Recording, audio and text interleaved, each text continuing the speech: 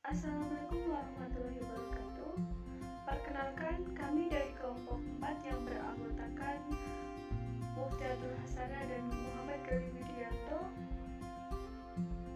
dari program studi keperawatan program sarjana Universitas Harapan Bangsa Purwokerto tahun 2021-2022 akan menjelaskan tentang kegawat daruratan sistem respirasi. Sebelum kita mulai ke materi, mari kita lihat profil kampus Universitas Harapan Bangsa Purwokerto terlebih dahulu.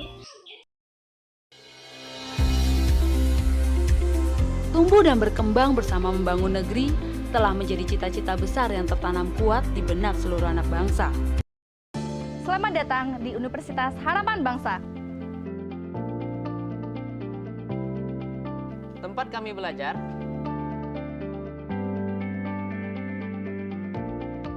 mengasah kemampuan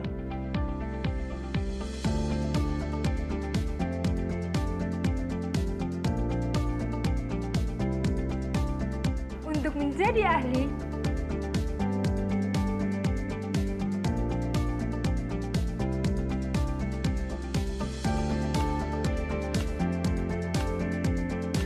di bidang yang kami tekuni. Universitas Harapan Bangsa atau UHB merupakan sebuah transformasi dari Stikes Harapan Bangsa yang didirikan pada tahun 2002 di bawah naungan Yayasan Pendidikan Dwi Puspita oleh Bapak Haji Syahrudin Amin. Kami berkomitmen untuk menjalankan misi penyelenggaraan pendidikan tinggi berkualitas serta memiliki semangat kewirausahaan dalam rangka membangun SDM mandiri, profesional, dan berbudaya, menyelenggarakan penelitian, serta mengabdi kepada masyarakat. UHB telah menjalin kerjasama internasional dengan perguruan tinggi di berbagai negara, seperti Australia, Filipina, Thailand, Malaysia, dan India. UHB saat ini memiliki 3 fakultas dengan 14 bidang studi.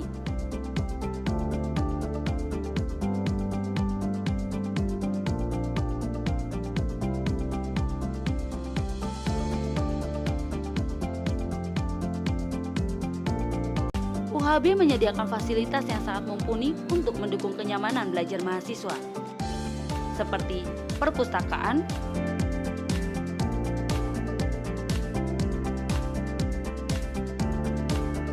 laboratorium komputer, laboratorium ilmu kesehatan,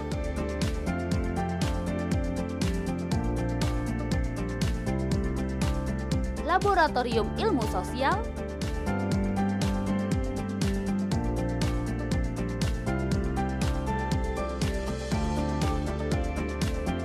ruang belajar berbasis teknologi dengan video dan audio recorder,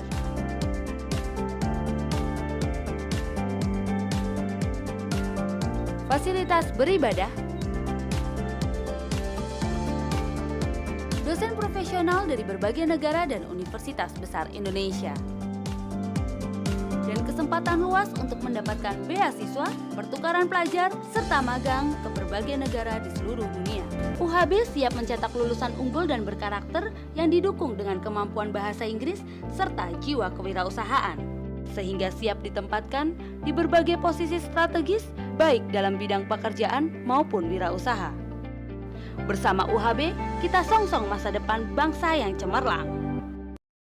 Oke, sekarang fokus ke pembahasan ya. Selamat menyaksikan.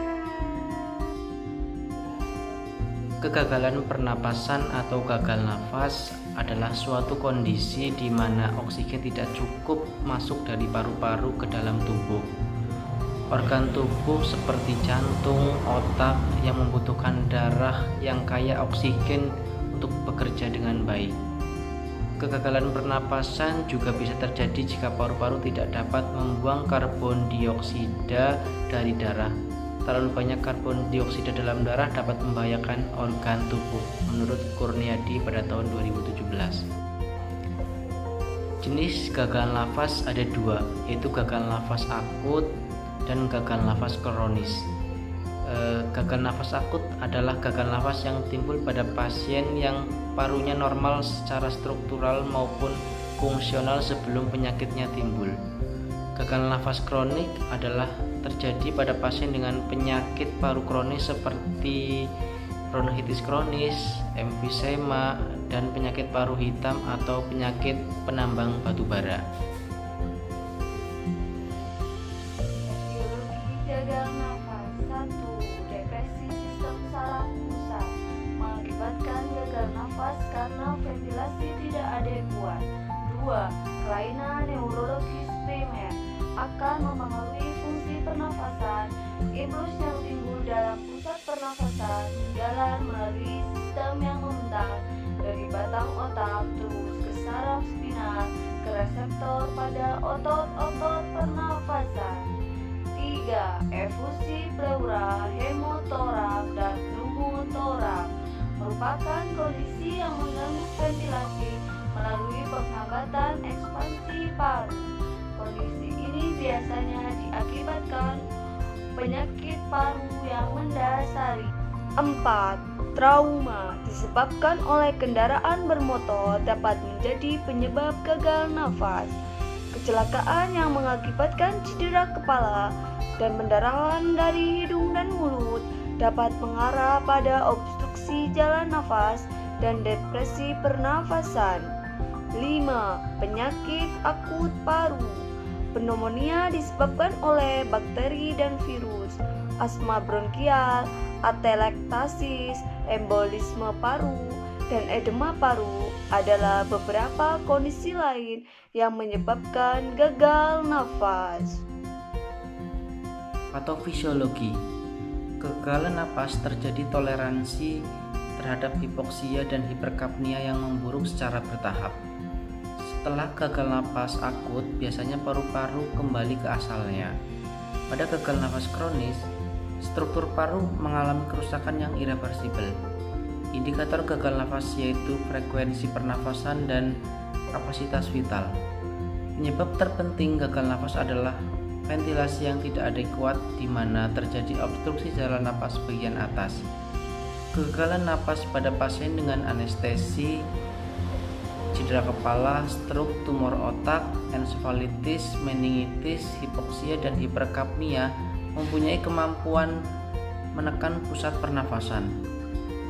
Pada periode post-operasi dengan anestesi, bisa terjadi pernafasan yang tidak adekuat karena terdapat agen menekan pernafasan dengan efek yang dikeluarkan atau dengan meningkatkan efek dari analgetik opioid. Untuk part B-nya, terjadi trauma dan kelainan neurologis menimbulkan gangguan saraf pernafasan dan otot pernafasan, dan dengan peningkatan permeabilitas membran alveolar kapiler. Dibagi dua, yaitu gangguan epitelium alveolar dan gangguan endotelium kapiler. Nah, pada gangguan epitelium alveolar terjadi penumpukan cairan alveoli, menimbulkan edema pulmo. Nah, gangguan endotelium kapiler juga ditandai dengan cairan masuk ke intratertitial, menimbulkan juga edema pulmo dan peningkatan tahanan jalan nafas. Nah, terjadi edema pulmo menimbulkan penurunan komplain paru sehingga terdapat cairan sulfat menurun. Jadi gangguan pengembangan paru, kolaps alveoli, ditandai dengan ventilasi dan perfusi tidak seimbang, menimbulkan gangguan pertukaran gas. Nah, ventilasi dan perfusi tidak seimbang, terjadi hipoksemia dan hiperkapnia, ditandai dengan O2 menurun dan CO2 menurun. Dilakukan tindakan primer A, B, C, D, dan E. Dilakukan ventilasi mekanik, terjadilah resi infeksi dan resi cedera. Nah, untuk yang cairan masuk ke intratetrial, terjadi peningkatan tahanan jalan nafas, menimbulkan kehilangan fungsi sisial saluran pernafasan, terjadi bersihan jalan nafas tidak efektif. Tanda gejala gagal nafas. A. Gagal nafas total meliputi 1. Aliran udara di mulut dan di hidung tidak dapat didengar ataupun dirasakan. 2. 2. Pada gerakan nafas spontan terlihat retraksi supraklavicular dan tidak ada pengembangan dada saat inspirasi. 3. Adanya kesulitan inflasi paru. B. Gagal nafas parsial. 1.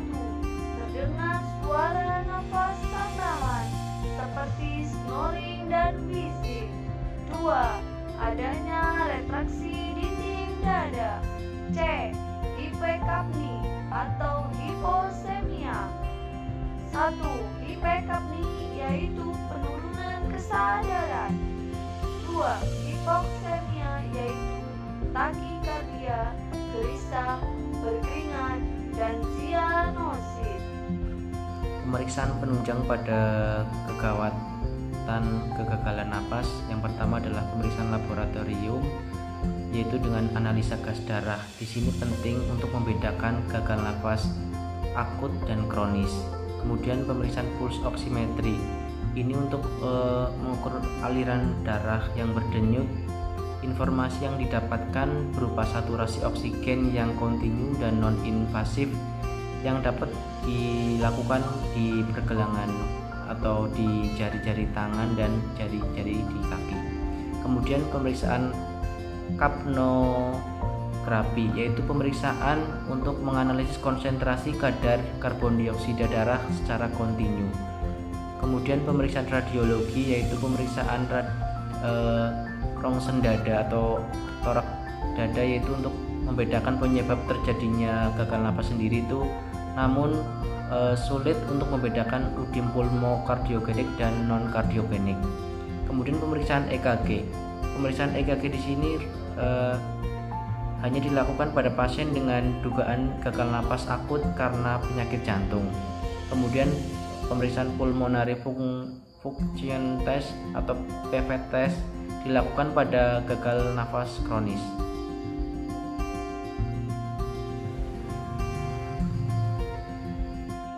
Penata laksanaan gagal nafas. A. Tahap 1 meliputi pemberian oksigen, nebu dengan bronkodilator, humidifikasi, pemberian antibiotik. B. Tahap 2 meliputi pemberian bronkodilator paletal dan pemberian kortikosteroid. C. Tahap 3 meliputi stimulasi pernapasan dan mini tracheostomi dan intubasi trakea. D. Tahap 4 meliputi pemasangan ventilasi mekanik. Pengkajian pada kegagalan napas ada 3 yang dilakukan, yaitu pengkajian secara pada airway, breathing, dan circulation.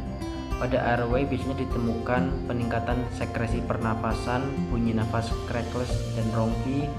Kemudian pada breathing terjadi distresi pernapasan, cuping hidung, tachypnea atau bradypnea. Menggunakan otot bantu pernapasan, mengalami kesulitan bernapas karena cyanosis. Circulation, ditemukan penurunan curah jantung, mengalami gelisah lateral atau takikardi, mengalami sakit kepala, gangguan tingkat kesadaran, ansietas, gelisah, kacau, terjadi papiledema, kemudian penurunan haluan urin. Diagnosa keperawatan untuk gagal nafas meliputi 1. Pola nafas tidak efektif berhubungan dengan penurunan ekspansi paru.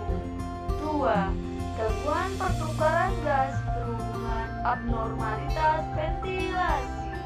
3. Kelebihan volume cairan berhubungan dengan edema pulmo.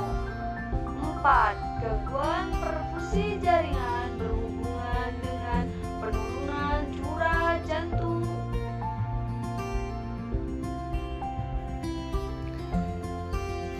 Intervensi yang dilakukan pada diagnosa pola nafas tidak efektif berhubungan dengan penurunan ekspansi paru dengan tujuan setelah dilakukan tindakan keperawatan, pasien dapat mempertahankan pola pernafasan efektif dengan kriteria hasil frekuensi irama pernafasan dalam batas normal. Intervensi yang dilakukan yaitu monitor tanda-tanda vital, kaji frekuensi irama kedalaman pernapasan, auskultasi dada setiap 1 jam sekali, berikan nasal kanul sesuai dengan kebutuhan, instruksikan pasien untuk pernafasan melalui bibir, posisikan kepala lebih tinggi sekitar 30 derajat, berikan dorongan untuk batuk dan nafas dalam, berikan bantuan ventilasi mekanik jika diperlukan. Gangguan pertukaran gas berhubungan dengan abnormalitas ventilasi dengan tujuan setelah dilakukan tindakan keperawatan, pasien dapat mempertahankan pertukaran gas yang adekuat dengan kriteria hasil bunyi baru normal. Tindakan yang dilakukan itu monitor tanda-tanda vital, kaji tanda gejala hipoksia dan hiperkapnia, pantau dan catat pemeriksaan gas darah, auskultasi dada, berikan cairan parenteral sesuai kebutuhan, berikan obat sesuai dengan resep dokter. Yang ketiga itu diagnosa kelebihan volume cairan berhubungan dengan udim pulmo dengan tujuan setelah dilakukan tindakan keperawatan, pasien tidak terjadi kelebihan cairan dengan kriteria hasil yaitu balance cairan dalam batas normal. Intervensi yang dilakukan yaitu monitor tanda-tanda vital, monitor intake dan output, kaji tanda gejala penurunan curah jantung, kaji tanda-tanda kelebihan cairan seperti udim, anjurkan untuk membatasi minum, kolaborasikan pemberian cairan dengan tim kesehatan lain. Diagnosa yang keempat yaitu gangguan perfusi jaringan berhubungan dengan penurunan curah jantung dengan tujuan setelah dilakukan tindakan keperawatan, pasien mampu mempertahankan perfusi jaringan dengan kriteria hasil tanda-tanda vital dalam batas normal. Intervensi yang dilakukan yaitu monitor tanda-tanda vital, kaji tingkat kesadaran, pantau jantung dengan cara melakukan EKG, anjurkan istirahat yang cukup, kolaborasikan dengan dokter terkait obat yang dibutuhkan.